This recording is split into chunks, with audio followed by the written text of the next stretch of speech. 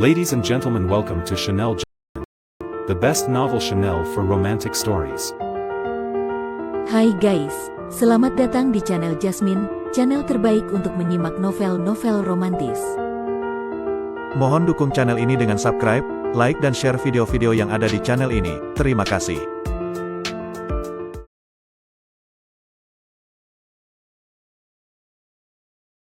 Kaisar Agung Seni Bela Diri bab 1480. Menatap dengan saksama, di dalam kotak giok itu, ada setetes darah esensi yang seperti ember ungu, memancarkan aura darah yang pekat dan dahsyat. Darah esensi. Ekspresi Luo Xiu tertegun. Dia telah membuat banyak spekulasi tentang isi kotak giok ini. Namun, ia sama sekali tidak menyangka bahwa benda yang disebut sebagai kesempatan tiada taraf oleh kelima kaisar dewa tertinggi ternyata adalah setetes darah esensi. Tiba-tiba, darah esensi di dalam kotak giok itu seolah merasakan aura Luo Xiu. Seketika, ia terbang keluar dari kotak dan melesat menuju dahi Luo Xiu. Aura dari setetes darah esensi ini begitu dahsyat dan mendalam, membuat Luo Xiu merasa dirinya begitu kecil dan hina di hadapannya, laksana seekor semut. Ini membuat hatinya terkesiap. Hanya setetes darah esensi saja sudah seperti ini. Jika pemilik darah esensi ini muncul di hadapannya, bukankah ia bahkan lebih rendah dari seekor semut? Luo Xiu tidak melawan, karena ia menyadari bahkan jika ia ingin menghindar, di bawah selubung aura Dao Agung yang dahsyat dan mendalam itu, ia sama sekali tidak akan bisa menghindar. Oleh karena itu, ia hanya bisa membiarkan setetes darah esensi ini terbang ke dahinya dan kemudian menyatu ke dalam tubuhnya. Seketika, gelombang energi yang dahsyat langsung memenuhi seluruh tubuhnya, membuat tubuhnya seolah menjadi transparan. Terlihat aliran energi darah yang deras, dan seluruh tubuhnya memancarkan aura darah berwarna merah terang. Boom! Luo Xiu merasa pikirannya kosong, seolah-olah terdengar sebuah ledakan dahsyat. Kemudian, kesadarannya seolah ditarik ke dalam sungai waktu, tiba di sebuah era yang sangat kuno dan jauh. Itu adalah sebuah kekacauan yang bergejolak tanpa akhir. Sesosok raksasa yang menjulang tinggi memancarkan aura yang dahsyat dan mengerikan, seluruh tubuhnya diselimuti oleh aura ungu, seperti seorang kaisar tiada taraf di tengah kekacauan. Sosok raksasa itu tampak samar. Ia mengangkat tangan dan menggenggam. Kekacauan pun berkumpul, berubah menjadi sebilah kapak yang membela langit dan bumi. Kemudian, raksasa itu mengembuskan napas. Penciptaan pun terjadi, melahirkan langit, bumi, dan segala isinya. Setelah itu, kedua matanya memancarkan cahaya dewa, mengembangkan reinkarnasi, pergantian hidup dan mati, dan menciptakan aturan. Setiap gerakannya mengembangkan 3 aturan tertinggi, kekacauan, penciptaan, dan reinkarnasi. Di belakang raksasa ini, ada sebuah kekacauan yang terjalin, memancarkan aura penciptaan dan penghancuran. Jelas, ini adalah eksistensi yang telah menguasai 2 aturan tiada taraf, penciptaan dan penghancuran. Bahkan Luo Xiu merasa bahwa ia telah menyentuh sedikit misteri dari tatanan. Kekuatan aturan yang bergelombang di sekitarnya seolah-olah ditetapkan olehnya. Tatanan menetapkan aturan, aturan menentukan hukum, dari tinggi ke rendah, terpisah dengan jelas. Groom! Tiba-tiba, kekacauan tak berbatas itu terkoyak. Sesosok tubuh hitam legam muncul, memancarkan kekuatan jiwa yang sangat dahsyat. Kekuatan jiwa itu seperti jaring raksasa, menyebar membentuk sebuah domain, menyelimuti seluruh alam semesta. Raksasa itu bertarung melawannya. Pertarungan itu merobek langit dan bumi, menghancurkan kekacauan. Kedua eksistensi ini adalah ahli yang telah menguasai aturan tiada taraf. Bentrokan aturan penciptaan dan penghancuran adalah pemandangan yang spektakuler dan sangat berbahaya. Akhirnya, raksasa itu melangkah maju, merobek-robek sosok hitam legam itu, dan mengakhiri pertempuran besar tersebut. Pada saat yang sama, kesadaran Luo Xiu seketika ditarik kembali ke wujud aslinya. Dung! Saat kesadarannya kembali, hal pertama yang didengar Luo Xiu adalah detak jantung yang kuat dan bertenaga. Dia merasa seolah-olah telah terlahir kembali. Saat melihat ke dalam, ia bisa melihat darah yang mengalir di dalam tubuhnya memancarkan cahaya ungu samar. Bahkan kekuatan tubuhnya menjadi berkali-kali lipat lebih kuat dari sebelumnya. Pada saat yang sama, sepotong informasi muncul di benaknya. Ternyata itu adalah sebuah teknik kultivasi, abadi dan tak terhancurkan. Pikiran Luo Xiu seketika terpikat oleh kebenaran Dao Agung yang misterius yang dijelaskan oleh teknik kultivasi ini. Ini ternyata adalah sebuah teknik penempaan tubuh yang menempa raga fisik dan memadatkan garis keturunan. Menurut penjelasan teknik kultivasi ini, jika bisa berkultivasi hingga ke tingkat tertinggi, maka bahkan jika berada di tengah-tengah aturan penciptaan dan penghancuran tiada taraf sekalipun, ia bisa tetap abadi dan tak terhancurkan. Teknik kultivasi ini terbagi menjadi 9 tingkat. Bahkan untuk tingkat pertama yang paling dasar, dibutuhkan alam Raja Dewa untuk bisa mengolahnya. Namun, tubuh fisik Luo Xiu sudah sejak lama ditempa hingga sebanding dengan pusaka dewa tingkat raja.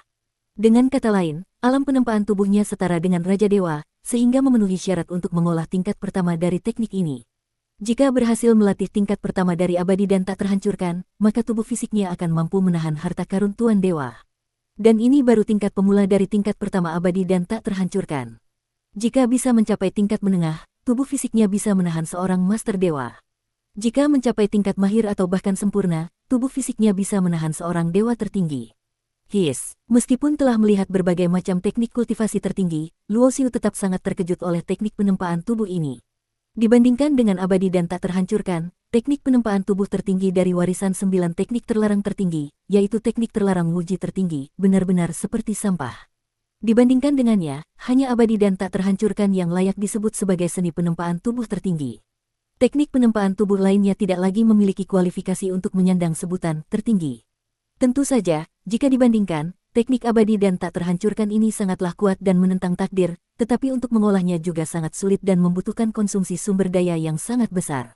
Sebaliknya, teknik terlarang Wuji tertinggi tidak memiliki persyaratan khusus dan lebih mudah untuk dikultivasikan hingga ke alam yang tinggi. Dengan adanya teknik yang lebih kuat, meskipun tingkat kesulitannya meningkat, Luo Xiu tetap memilih abadi dan tak terhancurkan tanpa ragu. Karena selama ia bisa melatih tingkat pertama, kekuatannya akan lebih dahsyat daripada tingkat keempat dari teknik terlarang Wuji tertinggi. Dia mendapatkan banyak sumber daya kultivasi dari Mu Yao, jadi Luo Xiu yakin bisa melatih tingkat pertama. Mengambil sejumlah besar ramuan dewa tingkat langit dari cincin penyimpanannya, Luo Xiu mulai bersiap untuk membuat pil. Menurut deskripsi teknik tingkat pertama abadi dan tak terhancurkan, menggunakan pil dewa tingkat langit bisa mencapai standar tingkat pemula. Dalam kultivasi, waktu seakan tak terasa. Selama periode retret Luo Xiu, pohon kuno raksasa yang kanopinya menaungi seluruh hutan kayu hijau telah lenyap, berubah menjadi seberkas pelangi dewa hijau yang menembus langit dan pergi entah kemana. Iblis pohon yang tak terhitung jumlahnya mengantar kepergian leluhur mereka. Mereka tidak perlu lagi menjaga area terlarang. Sejumlah besar iblis pohon keluar dari hutan kayu hijau, berkonflik dengan para ahli dari berbagai faksi, dan menyebabkan kekacauan yang tidak kecil. Sejak saat itu, hutan kayu hijau diduduki oleh para iblis pohon dan tidak lagi mengizinkan kultivator bela diri manapun untuk melangkah masuk.